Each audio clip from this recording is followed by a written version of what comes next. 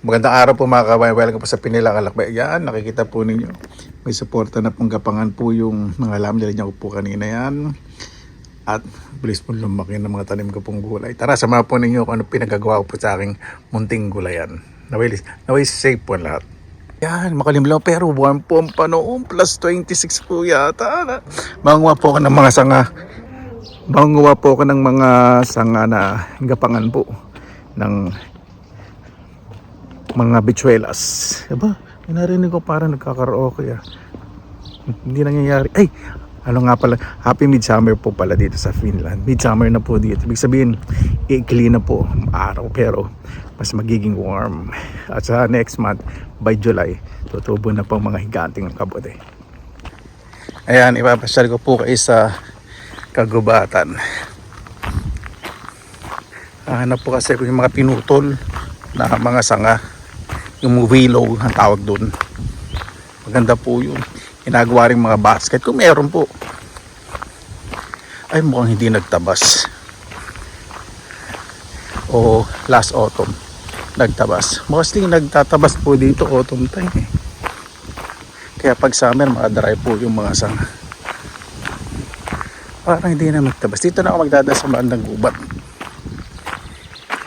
Para may makikita akong sanga. Ayan po.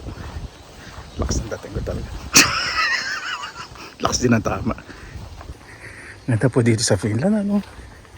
Kahit saan ka maglakad, napakalinis. Kahit gantong madamo, naputol na. Ibig sabihin, wala, nalinis na po nila to. Yung last autumn naglinis na sila dito. Ayun, may isang piraso dun. Kaya lang parang nabubulok na. Ayun, nandoon. Mahirap hilahin itong mga to. Pwede na rin yan. Ayun, meron pala. Ito. Kaysa bumili po ako nung social na gapangan mahal-mahal. Di manguha na lang sa gubat. Masyadong mahaba ito. Hindi kakasya sa kotse. Kukunin ko lang yung medyo ito na tinubuan.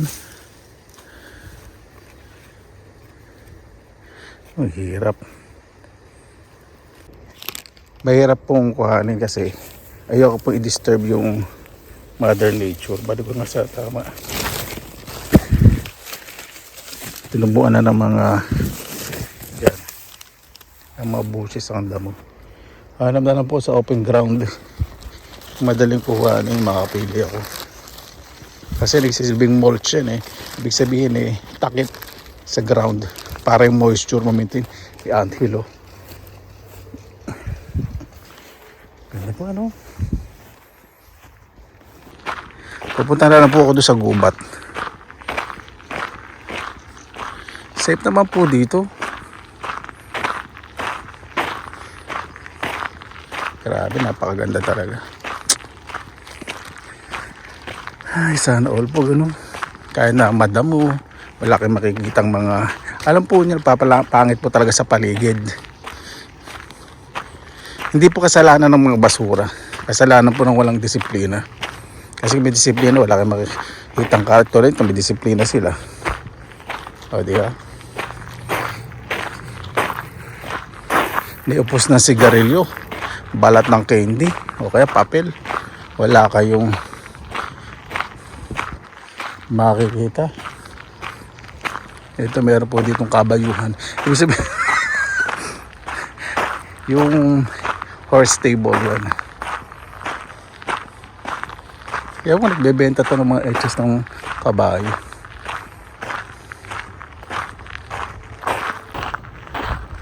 Di ba mga kabayan, para pong AI, yung background parang naka-green screen. Hindi po yan green screen, totoo po yan. Ito hindi po AI po yan. Totoo po yan. Ang daming bulaklak ng blueberries saka lingonberries. Ako this year napakarami po siguradong berries. Yan, ang daming bulaklak. Yung mga puti po makikita po nyo, pero bulaklak po yun. Ayan, ito pa yung sinasabi ko, yung open ground. Sa forest meron din. Ito yan, may mga putol. makakapili ako. Yan. Ay, ayoko po ng pine trees. Ayoko po niya spruce saka pine trees kasi malutong po yan eh. Gusto tangkay ng willow. Yan. Ito. Yan. Mamili lang po muna ako dala akong plastic. Ayan po, iniingatan ko po yung bulaklak ng mga lingonberry sa yung kapakan. Dami. Napaganda po ano. Parang sa fairy tale. Napakalinis. Ayan po, dami ko na nakuha ang willow. Ito po yung magandang pang gapangan. Tapos napakarami pong bulaklak ng lingonberries. Naku, ang dami nating maaaning berries this autumn. Libre po yan. Ayan po mga kabayan, kamukha ko na si Johnny Depp. Ayan, ito na po yung mga willow. O diba, yung mga dumadaan dito napapatingin sa akin. Iba para namumukhaan ako, para inisip talagang itong hayop na to. Dito na naman lahat ng mga kukudkod sa gubat uuwi sa bahay. Diba, sa shop po mahal po ito. Ayan, kailangan po muna ilagay sa plastic para matagal po yung mga insekto bago ko po uwi. Patay na po sigurado yan. Ilang oras din ako dito. Ito po sa finish mother ko ng ulegta ng mga ano.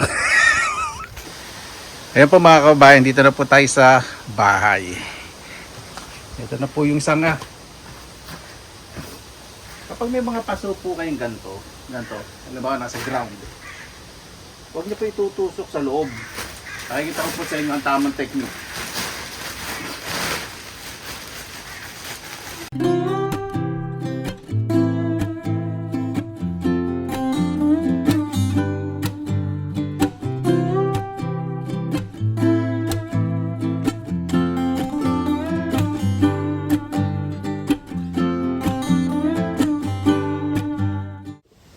Yan po mga kabayan. Pag natuhog nyo na po sa gilid, ito po technique. Ano po kinag-twine o kaya tali. Yung nabibili po sa Pilipinas yung straw na tali. Plastic. Biodegradable po yun. Okay naman po yun. Excuse me. Nadigay ako sobrang kabusugan. Yan. Tapos, kasi gusto ko siyang gumapang dito. Ano lang po natin yan. Pagsasama-samahin para maganda po yung growth o yung tubo. Yung gapang po ng bulaklak sa kanang bichuelas po yan mix. Diba? Ganyan po ako eh. Ayoko po talaga ng burara. Ayoko po ng pwede na yan.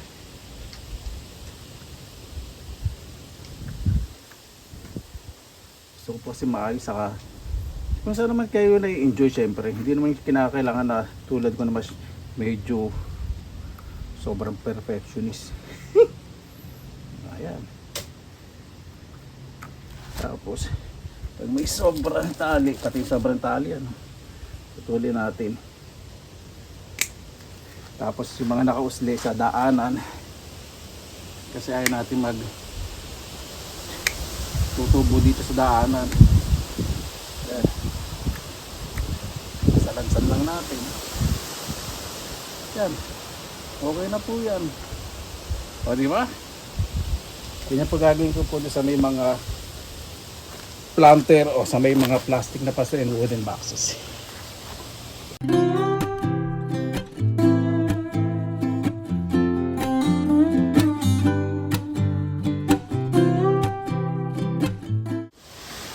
Ayun po nilagay ko sa loob ng paso yung sanga kasi hindi naman po masyadong marami po yung bichuela sa loob ng paso. Okay lang po yun. Dito po, karon din. Doon kasi mga bichuelas sa mga paso po na yun.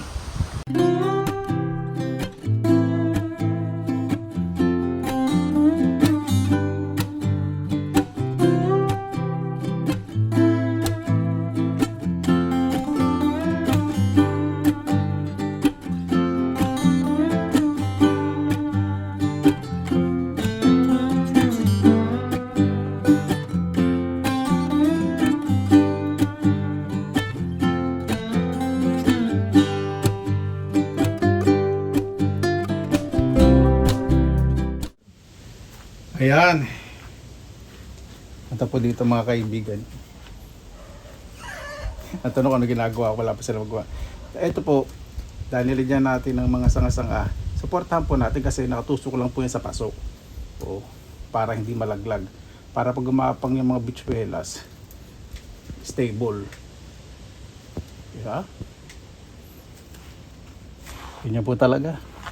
Tsaga-tsaga sa pag-garden. Pero masarap po pakiramdam, lalo na pag-aani na. Ayan po mga kababayan, may supporta na po yung bichuelas, yung mga gumagapang po dito, yung sitsaro. At yung lettuce po, ayan, dinagdagan ko ng lupa. Pwes po lumaki ng mga laman, ano? Tapos ito, diba? Ay, nakaka-relax po talaga. Tapos ito pong malaking planter. Okay na po, diba? Ito hindi ko na po nilagyan ng tali kasi stable naman. May gagapangan naman po na ano doon. Importante suporta sa paggapang. Mas po lumaki ng mga halaman. Grabe. Yung lettuce. Oh. Mas lalaki po ito, mas lalago. Kasi ilang peraso. Yung pipino, mas lalaki po kasi magwa-warm po this whole week. Ito yung pipino. Bagong tubo dito. Magdidire-diretso na po yan. Sana. Yung mga lettuce po dito, ayan, ako. Yung lettuce na ginagamit sa pang samgyup yun, talagang mabilis pong lumaki yun. Tapos yung mga pechay bago po natin, ayan. Ay, may tumutubo doon, yun. Pero dito wala pang tumutubo. Ito nilagyan ko po. Alalagyan ko rin pa talaga pala ito ng tali. Saka ito. Ayan po, di ba? Hindi ko na po lalagyan ng ano po yun, kapangan kasi meron na siyang stick. Ito medyo supportahan ko pa kasi makaka-storbo to pang naglakad ako. Yung kangkong natin, ako po malaki na, kaya sa banda dun baka tutubo pang masa po po. Dinagdagan ko ng lupa kasi sobrang basang-basa. Tapos yung mga pipino, okay naman po, kamatis, ayan. Ang nakakatuwa po, yung mga bulaklak po, ayan. Lapit na pong bumuka. Tapos itong mga gooseberry, naku po, gooseberry. Tama, gooseberry nga. Yung daming bunga, punong-puno. Dami kong mga aning berries. Mga raspberry yan. Lumalago na rin po. Ayan po mga kaubayan. Kung yung mga nakikita ko po yung mga siit, mga sanga, ganyan po gawin po ninyo. Pwede nyo po itusok dito sa labas o sa loob ng paso. Lagyan nyo po ng tali para mas stable. Okay, paikutan nyo pa po ng tali. Diba? So, mas lalaki po ng mas maayos po yung mga tanim po natin na gumagapang. Ito nga mga chinani ko yung mga buto po niyan. Yung ala, wala nang tutubo, tumutubo.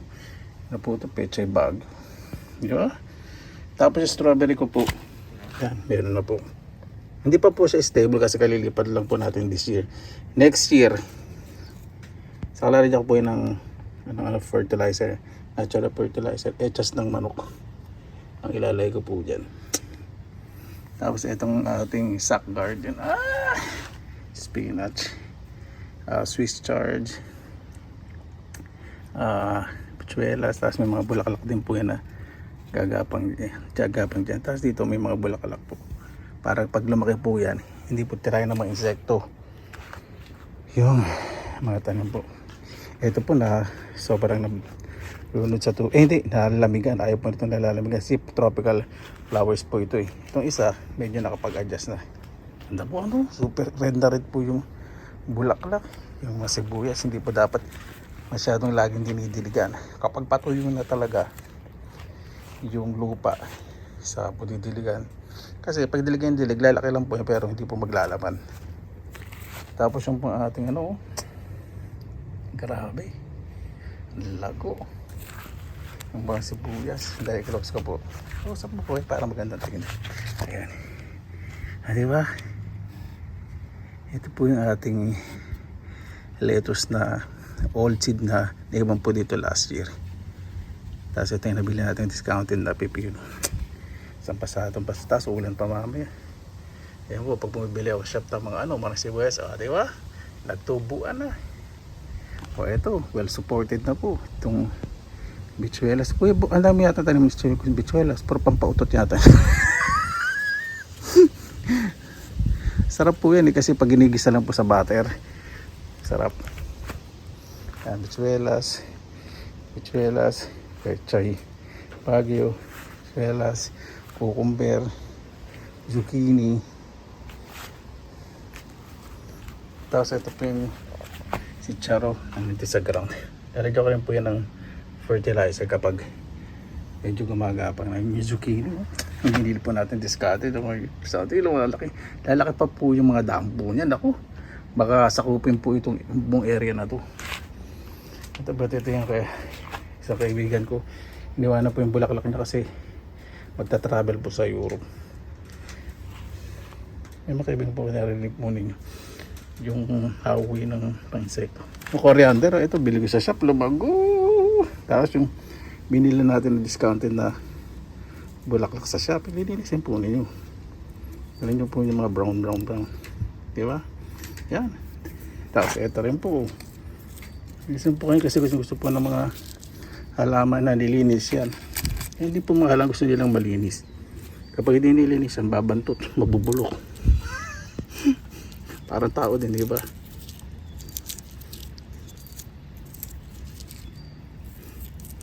Hindi na natin itong old flowers para mag-concentrate sa mga panibagong buds. Tapos ito, di ba? Ito, magiging maganda po tubo nito. Di ba? Yan. Ganda ng lettuce, oh. Ginagyan ko po wood chips kasi yung alulod pumapatak dito, nahuhukay. Yan mapoprotektahan. Nako, ayun na yata ang ulan. Yan na pang ulan, parating na. Tama, tapos na po tayo. Paano po mga kabayan? Maraming salamat na po sa inyong oras na ilan sa Pinilangan Lakbay. Ay nako, napakasarap po talaga ng pakaramdam. Basta lagi po tayong positive vibes. Pangalagaan po natin ang ating kalikasan dahil dyan po lahat ng gagaling ating pangangailangan. Ang kalinisan ay kayamanan, totoo po yan. Pag malinis ang paligiran, malayo po tayo sa sakit. Basta lagi po tayong positive vibes, good vibes. God bless, ingat po lagi, magandang araw. Laban lang!